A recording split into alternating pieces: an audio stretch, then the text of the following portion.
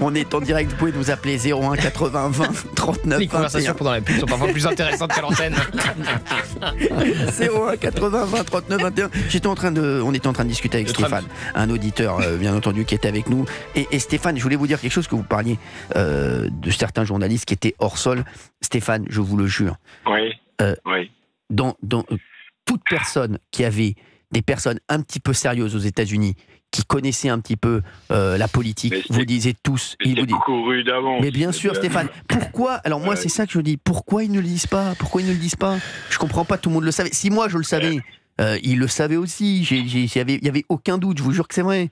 Donc voilà. Mais en fait, ils sont entre eux, ils se disent toujours les mêmes choses, et à force de se dire les mêmes choses, ils pensent que ça va arriver, et là, ils ont pris un mur. Alors, voilà. Justement, vous savez quoi? J'aimerais que vous restiez avec moi, parce que on a pris des extraits des médias français qui ont largement été pro-Harris ou plutôt contre Trump, même les deux, hein, je vous le dis, il faut arrêter. Voilà. Ils auraient été pro n'importe qui, mais voilà.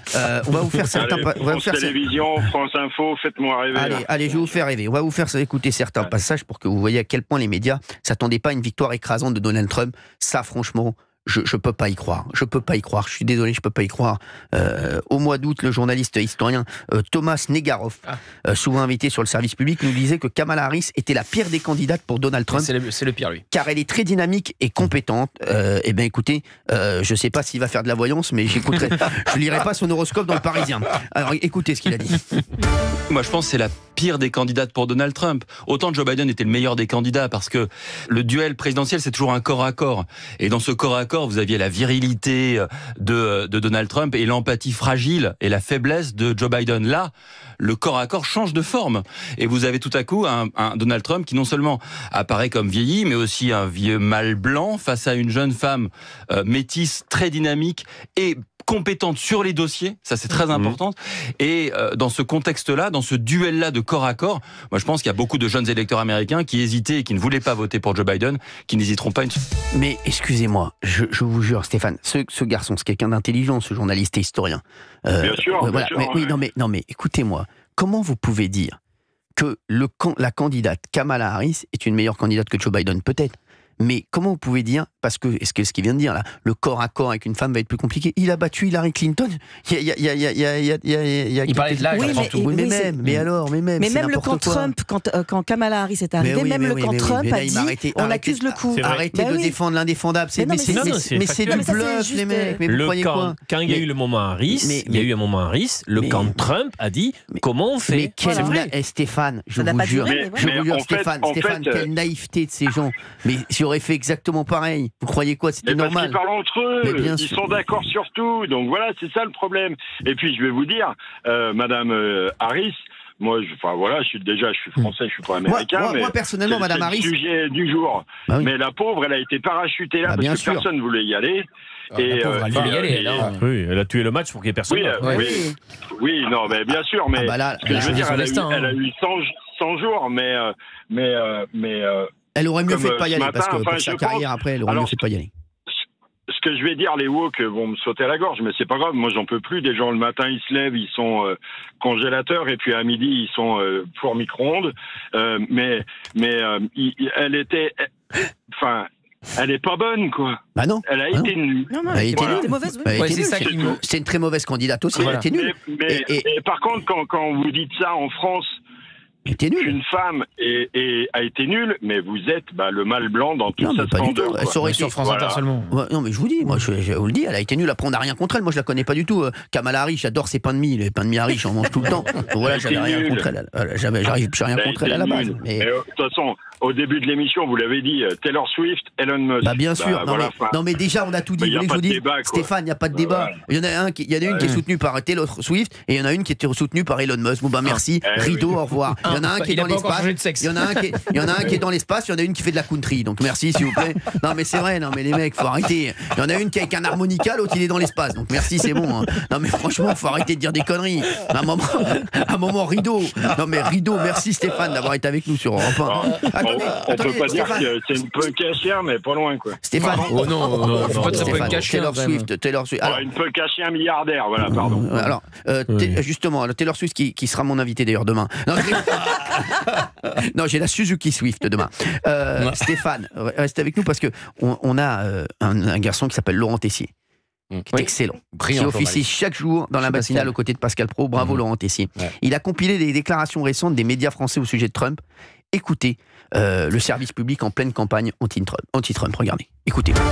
Avec vos impôts, l'argent que vous leur donnez généreusement, un service public en campagne sur France Inter. Quand on lit Umberto Eco et sa définition du fascisme au milieu des années 90, on a quelques points communs. On a d'un côté une féministe progressiste, humaniste, pro-LGBT, et de l'autre un misogyne, conservateur, raciste, homophobe. Et la semaine dernière, ils ont même demandé l'avis d'un grand spécialiste politologue, le chorégraphe Benjamin Millepied. C'était hyper dur de vivre aux États-Unis pendant que Trump était au pouvoir, et je dis ça pour moi, mais ça va être catastrophique s'il est élu. Un service public en campagne aussi sur France Info. Il faut aussi penser que comme il fait le pitre, il est amusant. Quand on pense à Hitler, moi j'ai entendu des gens expliquer, des historiens, que Hitler, en fait, les gens le trouvaient drôle. Toute personne censée craint l'élection de Donald Trump. Un service public en campagne sur France 5 le week-end dernier avec le thème Trump, le nouveau visage du fascisme, point d'interrogation. On appelle plein d'experts. Ses arrivées en avion. Avec atterrissage devant la foule. C'est quelque chose qu'Hitler a utilisé en 1932. Et encore le week-end d'avant avec une docteure en neurosciences. Il est en parfaite empathie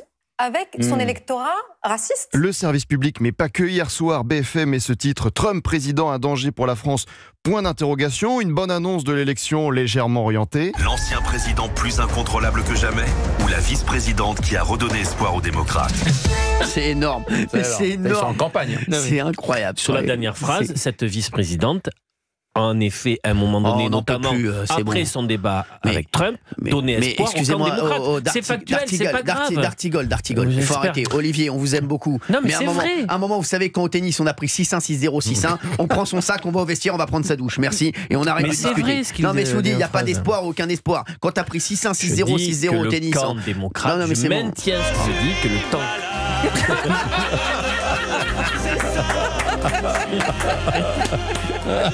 Quel talent, bravo. Non mais bon. Stéphane, je vous le dis, moi, quand on prend 6-1, 6-0, 6-1 au tennis, on prend son sac, on va à la douche et on se tait, on rentre chez soi et on va manger du pain d'épices. Merci. Stéphane, c'est insupportable ces gens qui discutent encore. C'est fou. Ça. Non mais c'est fou ça. Mais c'est la spécialité. Alors moi j'aime beaucoup Monsieur D'Artigol. Il y a aucun. Oui, on l'aime bien, mais c'est insupportable. Mais c'est toujours oui même. Mais en fait non, 6-0, 6-0. Voilà. Merci, au revoir. Ils ont pris une déculottée, c'est tout, merci, au revoir. Allez prendre la douche au vestiaire et puis on vous reparlera pour tout à fait. Voilà, c'est tout, merci.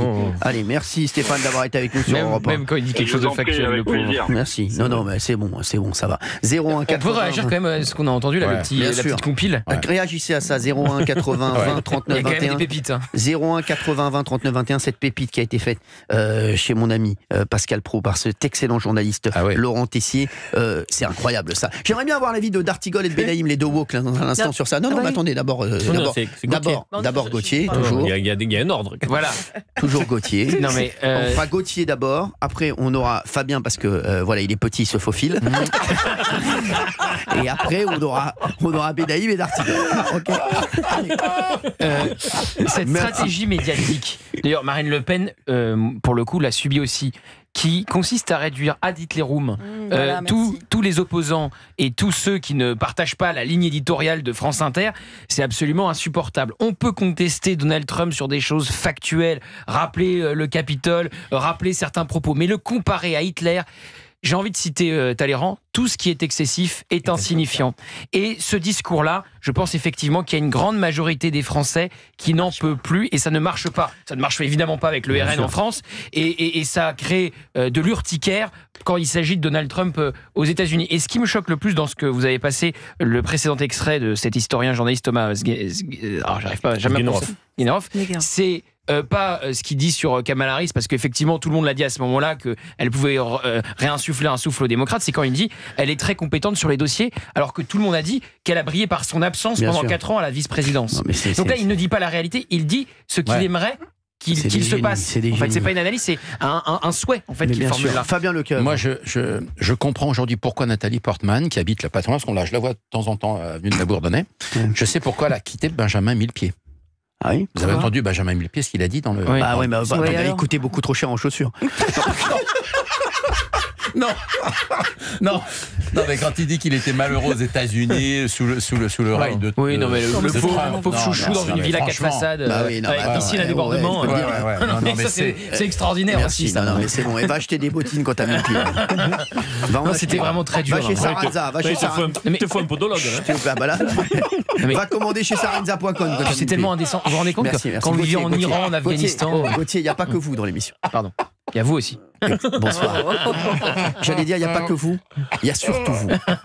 Merci. Valérie Benaïm. Non, mais là où je rejoins évidemment Gauthier, c'est que comparaison n'est pas raison et que je trouve toujours exécrable ces comparaisons qui n'ont aucun sens. Aucun sens. C'est-à-dire qu'il y a énormément de choses qu'on peut effectivement reprocher à la personnalité de Trump. C'est un personnage qui est effectivement outrancier, vulgaire, excessif. Ça, et tout le monde, y compris ceux qui votent pour lui, le reconnaissent. Donc voilà, on peut dire ces choses-là. En revanche, le point Godwin où à chaque fois il faut arriver sur Hitler. Il y en a une qui disait Hitler faisait rire les gens, comme Donald Trump. C'est tellement ridicule. On va donner 40 secondes à notre ami Darty. C'est beaucoup. Justement, ça vient de tomber, c'est 20 finalement. Il a la fièvre. Non, mais quand la gauche fait ça, c'est ce que je dis tout à l'heure, c'est qu'elle est en panne de récit. Elle ne sait pas faire autre chose. Et en effet, ça ne marche pas. Ça n'est pas. Si encore cette stratégie était victorieuse, pourquoi pas? Mais c'est un échec. Ça ne marche pas. Bravo. Non, ça n'a pas marché en Argentine, ça n'a pas marché. Bien sûr. Bon, ça ne marche pas. En tout cas, vous avez vu comme il est impactant. En 20 secondes, il a dit exactement ce qu'on attendait de lui. 01 80 20 39 21. Je reprends confiance, je m'attendais à une émission plus dure. Vous restez avec nous sur Europe 1. Dans un instant, on va parler